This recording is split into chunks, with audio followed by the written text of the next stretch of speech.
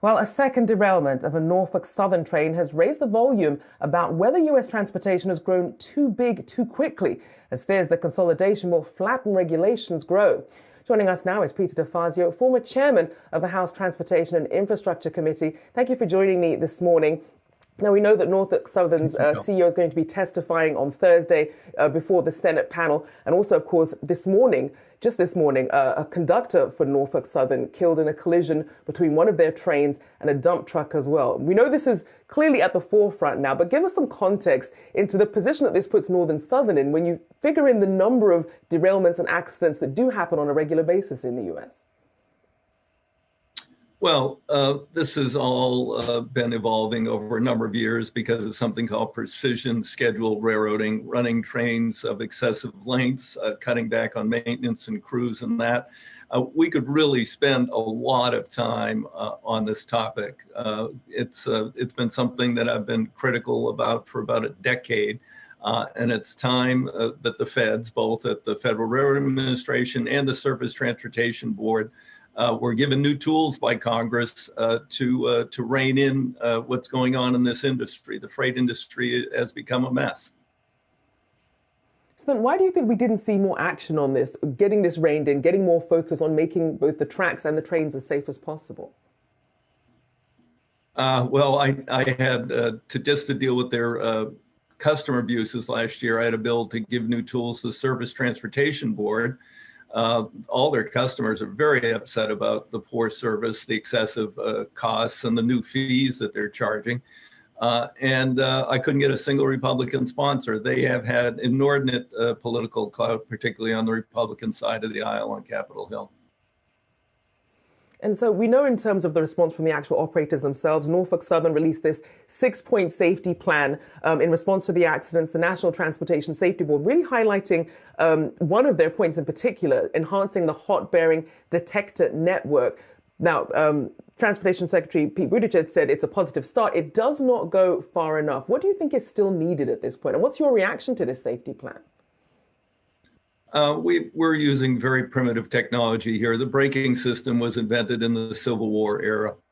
The hot box detectors to find failing wheel bearings are not regulated, and they're quite primitive. You should have vibration detectors, real-time vibration detectors, which could get to bearings long before they're getting to the point of failure, so you wouldn't have these massive derailments. This industry needs to enter into the 21st century. They won't do it willingly because it might hurt their stock price if they made these safety investments. So the feds are going to have to push them. And Secretary Buttigieg did say the operators, obviously they can do more voluntarily, but what are some concrete steps that you think Congress can take right now? Well, they could pass the bill I introduced last time to deal with the customer abuses. That would help because that's driving up the costs for consumers and hurting the economy. And the Federal Railroad Administration could use more authority to deal with this precision scheduled railroading having to do with train lengths and other issues. So Congress should begin with some really strong oversight and then pass legislation in both those areas to help the administration deal with this. Right now, the administration doesn't have the greatest tools. And speaking of regulation, I want to shift gears now and talk about what we're seeing in the aviation space. We know that antitrust regulators are preparing to file a lawsuit to block JetBlue's $3.8 billion bid for Spirit Airways. And this is over competition concerns. JetBlue CEO is saying this is actually going to help with competition against the big four airlines. How do you view this?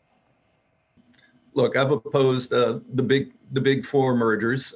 Where was the Justice Department when Northwest, Delta, Southwest, AirTran, United, Continental, American, U.S. Air? They weren't there. So now the big four are a huge dominant force in many, many markets across this country and have very little competition. JetBlue, taking over Spirit now, which is an ultra low cost carrier, and converting it into the JetBlue model, which has what's called the JetBlue effect, would allow them to compete with the bigs for a different market share. The ultra low cost carriers, Spirit, Allegiant, and others are, generally going for the leisure market and for, to save for consumers. Now, Justice is saying, well, we're concerned. Well, Allegiant and others can pick up the ultra low cost market and continue to provide that service. This would provide a competitor to the full service airlines, to the big four. And Justice has already noted in the past, and they say, quote, a long and public track record of significantly lowering fares when JetBlue enters a market, terming it the JetBlue effect. So this is an anti-merger merger to deal with the past, mergers that Justice didn't successfully oppose or didn't oppose at all. So essentially trying to close the door after the barn door after the horse has already bolted. So then what about for consumers then? Is this something that they actually want? Then does it really benefit them in the long run to now have this fifth large company as well if this merger goes through? Well, it's a different model. And they, as I said, the JetBlue effect, when they come in, the big four have to lower prices to compete because they're offering services that ultra low cost carriers do not offer. They have wider seats, they have full service, they have different classes on the planes, and that would bring in a fifth competitor. When you got five major airlines competing, I think that will benefit consumers on many of these now captive routes and these captive hubs, these fortress hubs.